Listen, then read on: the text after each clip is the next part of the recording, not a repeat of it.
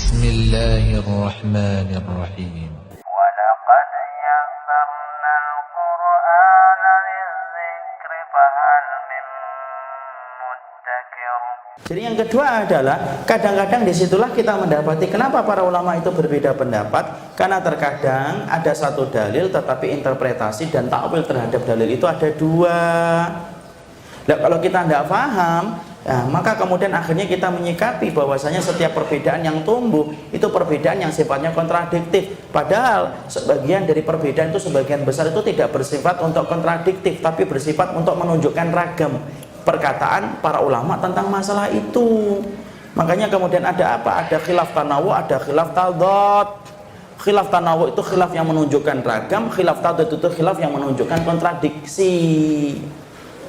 Ya, makanya tadi kita lihat kan dalilnya satu tetapi mananya ada dua, dan itu banyak akhi. Contoh antum masa iddah seorang wanita, antum kalau saya tanya masa iddah seorang wanita kalau dicerai itu berapa, antum akan mengatakan 3 kali masa cuci. Ingat loh, itu bukan satu-satunya dalil pendapat.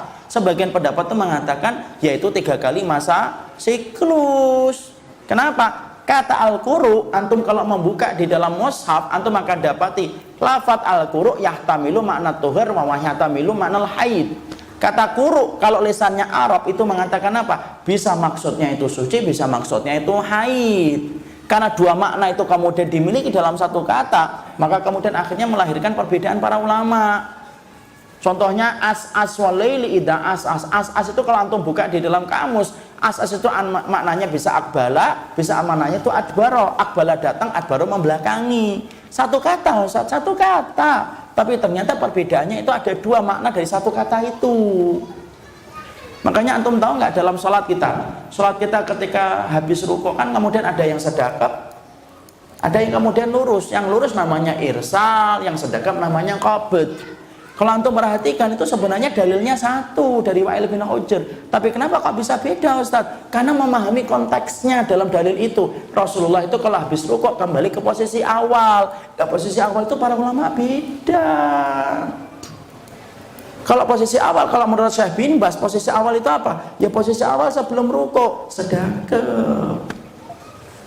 Kalau kita kemudian rujuk kepada pendapatnya Syekh Albani, yang namanya posisi awal itu posisi awal sebelum sholat, lurus, irsal. Tapi dalilnya satu, maknanya dua. Makanya kalau kita paham kayak gitu, Masya Allah indah akhi. Makanya ada kata-kata yang ditulis oleh Syekh bin Baz yang membuat saya jatuh hati dan jatuh cinta kepada beliau ketika membahas sifat beliau, ketika menerangkan tentang masalah itu. Kata beliau, antum mau irsal itu sunnah, antum mau qabd itu sunnah, tapi mencintai orang yang beriman itu hukumnya wajib. Dan sesungguhnya yang sunnah tidak boleh menghilangkan yang wajib. Mencintai orang yang beriman dan tidak boleh menyakiti hati dan perasaannya.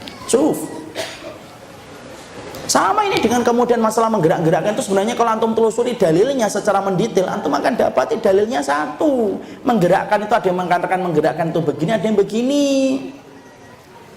Kalau kemudian kita tidak memahami bahwasanya satu kata terkadang bisa mempunyai dua makna, lafdun mushtarak baina makna ya ini, maka kita ini akan kemudian apa? Ya akhirnya kemudian tadi jadilah orang-orang yang gampang untuk memvonis, menjadi koboi di lisannya, koboi di pinggir jalan, dan kemudian banyak untuk menghakimi orang lain padahal tidak paham apa-apa. Ikroknya ikrok 5 tetapi omongannya kayak omongan kodi besar.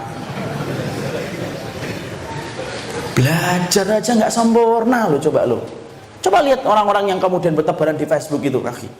Bukan saya tidak baca loh, baca satu persatu itu. Kadang-kadang itu saya heran, ya Allah, orang kok sibuk bener hal kayak gini gitu loh.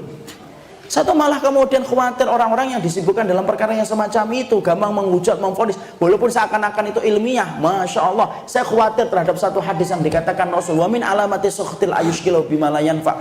Allah itu kalau sudah murka, maka Allah akan menyibukkan orang yang Allah murkai dengan perkara yang tidak bermanfaat. Yang namanya perbedaan itu kadang-kadang gitu. Yang kedua itu apa? Satu dalilnya dua makna.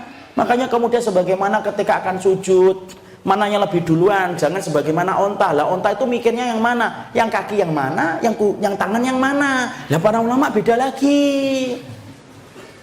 Makanya Masya Allah kan kalau kita nyikapin, kalau kita ngerti oh itu perbedaan itu, sikapi dulu, oh begini, baca dalilnya masing-masing dalilnya, baru antum mengambil pendapat yang rajih.